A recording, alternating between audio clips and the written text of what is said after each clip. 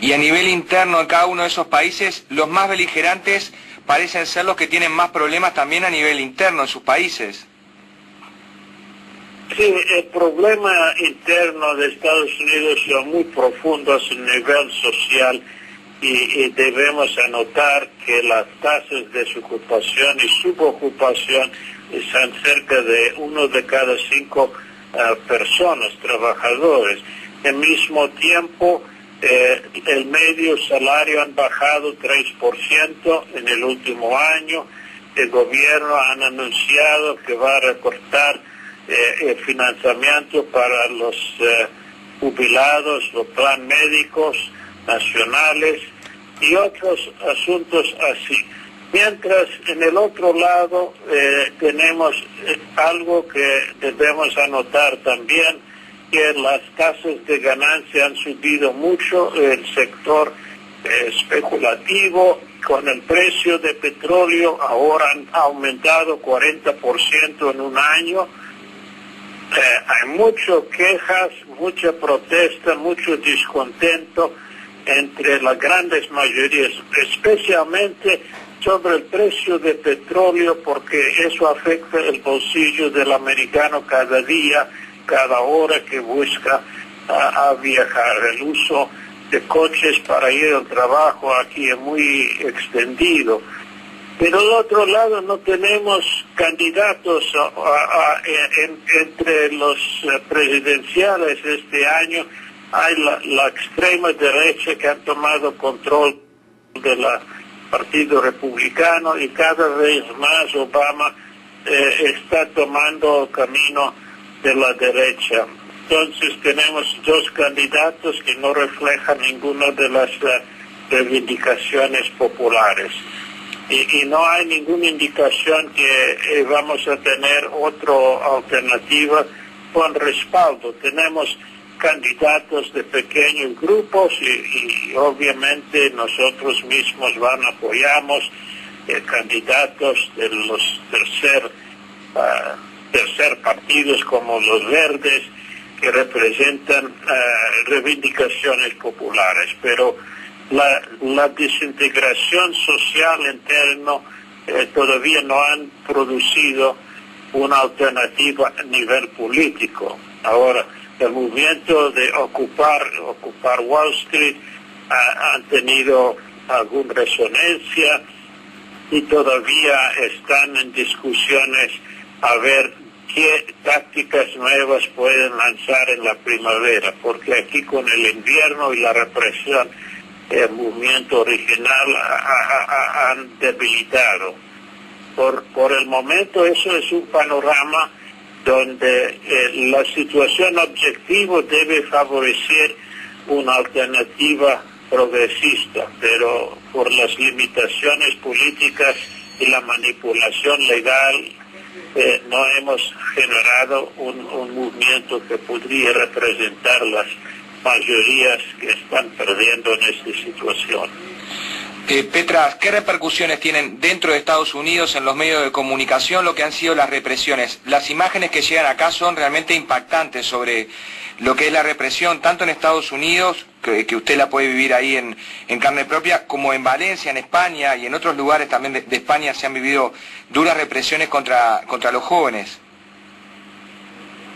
Aquí los medios de comunicación en muchos incidentes de importancia dan la justificación a la policía, a los represores. A veces cuando está en un contexto donde hay represión contra adversarios de Estados Unidos. Por ejemplo, si en Rusia hay una protesta donde la policía interviene y da golpes a algún manifestante, eso es primera página con grandes fotos, la televisión repite todo el día el incidente.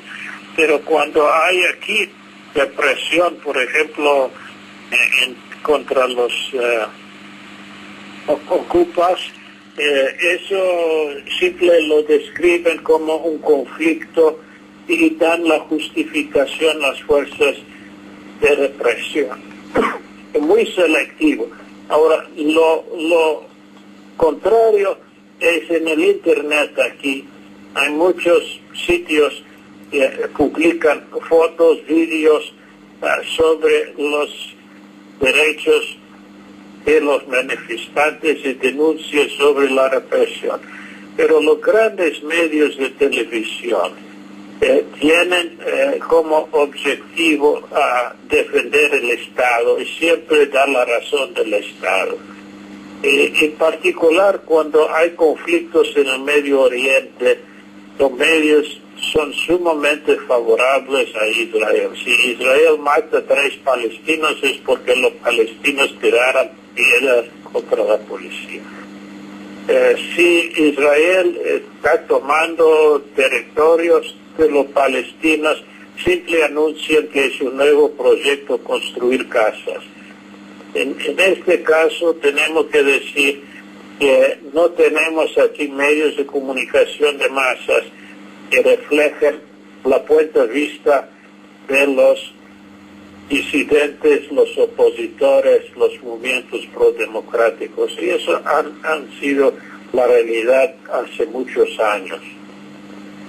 Bien, y la escalada represiva en España, esto que ha pasado la semana pasada en Valencia, y este crecimiento que ha tenido también el movimiento popular en España en contra de las políticas de recorte, ¿puede tener en un corto plazo más repercusiones o un recrudecimiento del enfrentamiento entre la población y las fuerzas del gobierno?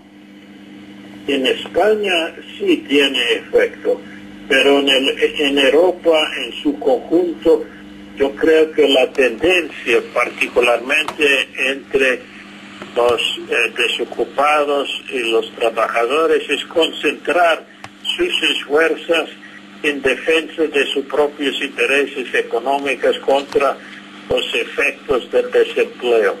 No digo que no hay simpatía y solidaridad, pero los efectos de la crisis sobre los trabajadores es tan grave que cada país, los trabajadores desocupados están enfocados sobre la lucha en su propio sitio.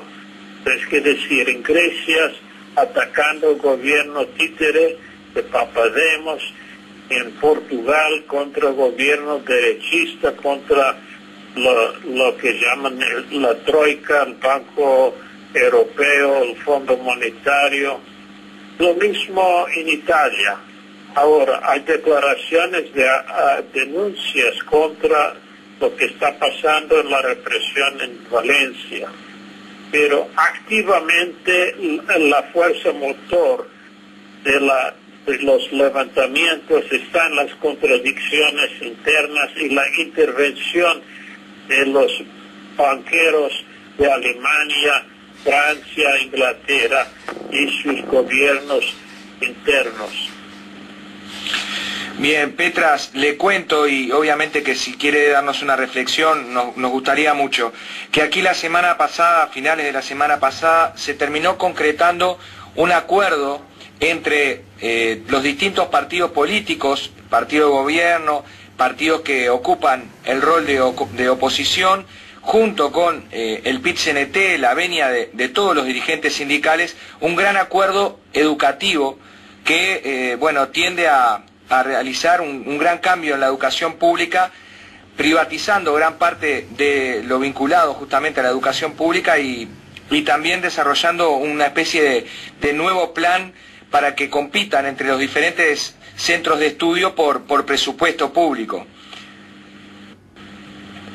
Bueno, yo creo que la tendencia global es convertir la educación simple como un brazo de los capitalistas, para que simplemente la universidad sirve a producir mano de obra subordinado al capital, que entiende la obediencia y está dispuestos a aceptar el control y mando de los capitalistas. Por eso ahora quieren introducir esta medida de comercializar las universidades simplemente para bajar los costos para el sector privado para que bajen los impuestos y tienen una educación que simplemente busca financiamiento a la empresa. Y para conseguir financiamiento de las empresas tienen que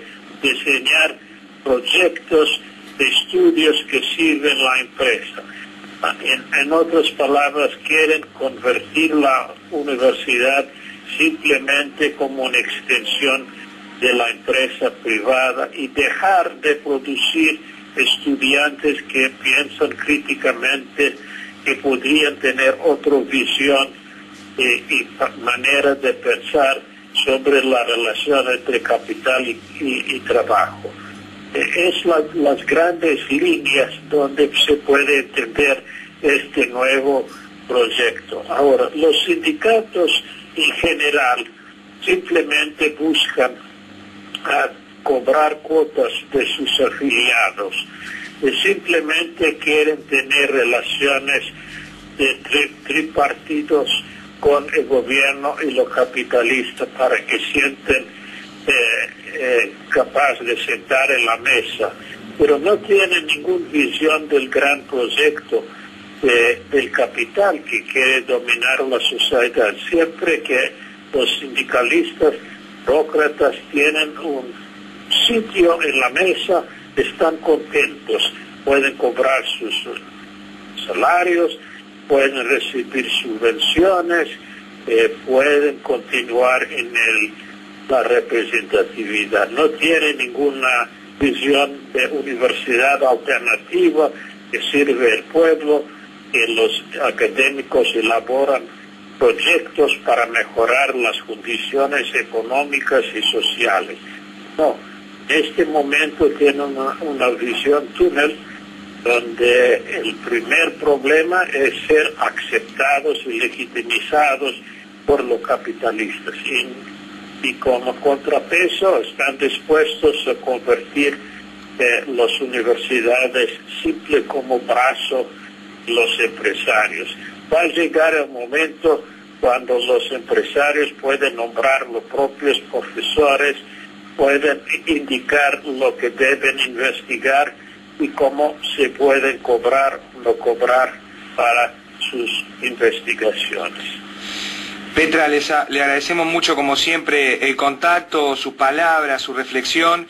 Obviamente que es muy escuchado en la radio cuando se transmite en vivo, pero también a través de los diferentes contactos que nosotros establecemos vía red, es muy solicitada su palabra porque aclara sobre gran cantidad de los temas. Le agradecemos mucho, le mandamos un abrazo y nos reencontraremos el lunes que viene, seguramente ya con Efraín Churiribarne. Bueno, muchas gracias, un fuerte abrazo para vosotros y ojalá que los estudiantes se levanten contra este proyecto neoliberal privatizadora de la educación. Un abrazo grande, Petras. Un abrazo, chao.